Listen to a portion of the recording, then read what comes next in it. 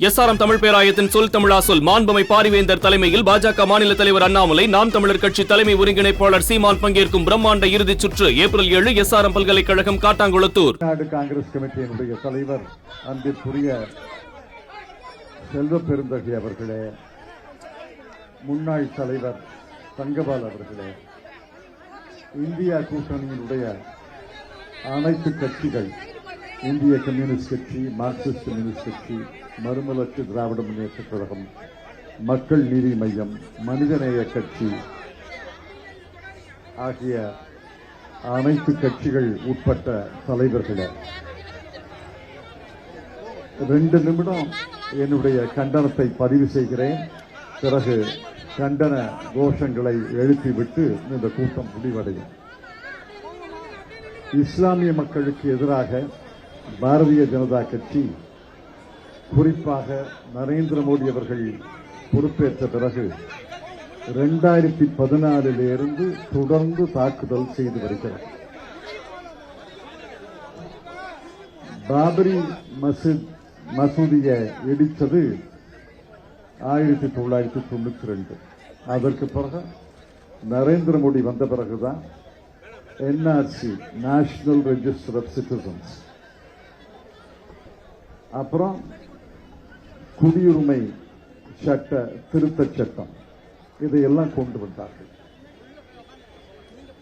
அதுக்கப்புறம் இந்தியாவின் ஒரே முஸ்லிம் பெரும்பான்மை மாநிலம் ஜம்மு காஷ்மீரை 2ஆக உடைத்து ஒரு மாநில அந்தஸ்தை பறித்து யூனியன் டெரிட்டரியாக மாற்றினார். அதைத் தொடர்ந்து பொது சிவில் சட்டம் என்று உத்தராகண்ட்ல மாநிலத்தில் நிறைவேற்றி அதை நாடு முழுவதும் விரிக்க பார்க்கிறார்கள்.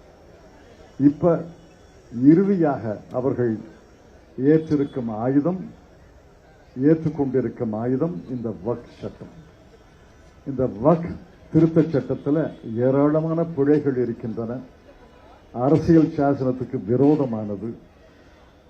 ஒரு பிழையை மட்டும் சொல்கிறேன், 1-2 பிழைகளை மட்டும் சொல்கிறேன். இதை பற்றி விரிவாக எழுதியிருக்கிறேன், விரிவாக பேசுவேன். ஆனால் இன்று பேச முடியாது. வக்ஃப் சட்டத்தின் கீழே நீதிமன்றங்கள் அங்கீகரித்தது, யார் வேண்டாலும் வக்ஃபுக்கு தானம் கொடுக்கலாம். இப்ப நான் கூட கொடுக்கலாம். ஒரு இடுகாடுக்கு நான் பணம் கொடுக்கலாம் அல்லது நிலம் கொடுக்கலாம். ஒரு மதரசாக்கு நான் கூட கொடுக்கலாம். ஆனா இனிமே அதை செய்ய முடியாது. பழகு முறையில்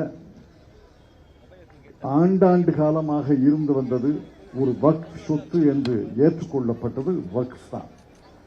அதை உச்ச நீதிமன்றமே அங்கீகரித்திருக்கிறது. ஆனால் இனி ஒரு பத்திரத்தின் மூலமாகத்தான் வக்ஃபுக்கு தானம் கொடுக்க முடியும். அந்த பத்திரமும் யார் எழுதணும்? இஸ்லாமிய மதத்தை 5 ஆண்டுகளாக நான் பின்பற்றுகிறேன் என்று நிரூபித்தான் பத்திரம் எழுத முடியும். இஸ்லாமிய குடும்பத்தில் பிறந்தவர்கள் எல்லாருமே இஸ்லாமியர்கள் தான். இந்து குடும்பத்தில் பிறந்தவர்கள் எல்லாருமே இந்துக்கள் தான். கிறிஸ்துவ குடும்பத்தில் பிறந்தவர்கள் எல்லாருமே கிறிஸ்துவர்கள் தான். ஆனா வக்ஃபுக்கு மட்டும் இப்ப இந்து யார் வேணாலும் கோயிலுக்கு எழுதி வைக்கலாம். நான் இந்து மதத்தை பின்பற்றுகிறேன் 5 ஆண்டுகளாக என்று நிரூபிக்க வேண்டிய அவசியம் இல்லை. ஆனா இஸ்லாமியர்களுக்கு மட்டும் நான் இஸ்லாமியர், 5 ஆண்டுகளாக இஸ்லாமிய மதத்தை தொடர்ந்து பின்பற்றி வருகிறேன் என்று நிரூபித்தால்தான் பத்திரம் எழுத முடியும். எதற்காக இந்துக்களுக்கு இல்லாத விதி, கிறிஸ்துவர்களுக்கு இல்லாத விதி இஸ்லாமியர்களுக்கு மட்டும் வருகிறது? கடைசியில மிக மோசமான பிழை, அரசியல் சாசனத்துக்கு விரோதமான, அரசியல் சாசனத்தின் 26வது பிரிவுக்கு நேர் விரோதமான என்னவென்னா, இந்த வக்ஃப் போர்டில், வக்ஃப் வாரியத்தில் இஸ்லாமியர்கள் அல்லாதரையும் நியமிக்கலாம். நான் கேட்கிறேன், இங்க எல்லா கோயில்களுக்கும் அறங்காவலர் போடுறீங்க, அறங்காவலர் முஸ்லிமை போட முடியுமா? இந்து கோயில்களுக்கு அரங்காவலராக ஒரு இஸ்லாமியரை போட முடியுமா? ஏற்றுக்கொள்வார்களா?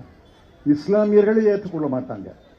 இந்து கோயிலுக்கு என்னையா அரங்காவலரா போடுங்க, எனக்கு இந்து மதத்தை பற்றி ஒன்றும் தெரியாதுன்னு அவங்களே மறுத்துருவாங்க. ஆனால் வக்ஃப் வாரியத்தில், மாநிலத்தில் இருக்க மிகப்பெரிய அதிகாரம் பெற்ற வக்ஃப் வாரியத்தில் இஸ்லாமியர்கள் அல்லாதவர்களையும் நியமிக்கலாம்.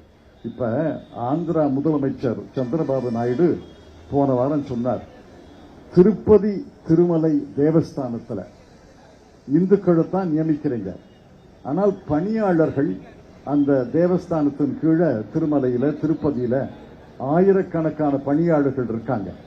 அவங்க எந்த மதத்தை வேண்டாலும் சேர்ந்தவர்களா இருக்கலாம்.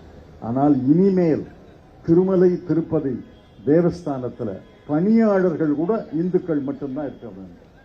பணியாளர்கள் இந்துக்களாக மட்டும்தான் இருக்க வேண்டும் என்று இந்த தேசிய ஜனநாயக கூட்டணியில அங்கம் வகிக்கிற முதலமைச்சர் சந்திரபாபு நாயுடு சொல்கிறார் என்றால், நான் கேட்கிறேன், வக்ஃப் வாரியத்தில் இஸ்லாமியர்கள் அல்லாத ஒருவரை எப்படி நியமிக்கலாம்?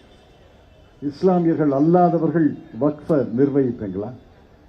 இஸ்லாமியர்களுக்கு தான் அந்த உரிமை இருக்கிறது, இந்துக்களுக்கு அவர்களுக்கு உரிமை இருக்கிறது, கிறிஸ்துவர்களுக்கு அந்த உரிமை இருக்கிறது. ஒரு மதத்தினுடைய வழிபாடுகள், ஒரு மதத்தினுடைய சொத்து, ஒரு மதத்தினுடைய நிர்வாகம், அதுல இன்னொரு மதத்தினர் நுழையக்கூடாது. இதுதான் மிகப்பெரிய பிழை. இந்த சட்டம் உச்ச நீதிமன்றத்தில் வழக்கில் போனா செல்லாது என்று உச்ச நீதிமன்றம் அறிவிக்கும் என்பதில் எனக்கு எந்த சந்தேகமும் கிடையாது. உச்ச நீதிமன்றத்தில் இந்த சட்டம் செல்லாது என்று அறிவிப்பார்கள். இந்த அளவுக்கு இஸ்லாமியர்கள் மீது வன்மத்தோடு, இஸ்லாமியர்களோடு விரோதத்தோடு, இஸ்லாமியர்களோடு குரோதத்தோடு ஒரு பெரிய போரையே தொடங்கி இருக்கிறது மோடி அரசு. இஸ்லாமியர்களை தானே தாக்குறாங்க, நமக்கு என்ன என்று இருந்து விடாதீர்கள். இன்று கேரளத்தில் கிறிஸ்துவர்களையும் தாக்க தொடங்கி இருக்கிறார்கள். கிறிஸ்துவர்களை தாக்க தொடங்கி அந்த RSS உடைய பத்திரிகை, ஆர்கனைசர் என்ற பத்திரிகை கட்டுரையை எழுதியிருக்கிறது. ஆக ஒவ்வொரு மதத்துக்கும் இந்த பேராபத்து வரும். இஸ்லாமியருக்கு வந்த பேராபத்து நமக்கு என்ன அப்படின்னு இருக்காதீங்க. கிறிஸ்துவர்களுக்கு வரும், சீக்கியர்களுக்கு வரும், பௌத்தர்களுக்கு வரும், ஜைனர்களுக்கு வரும்.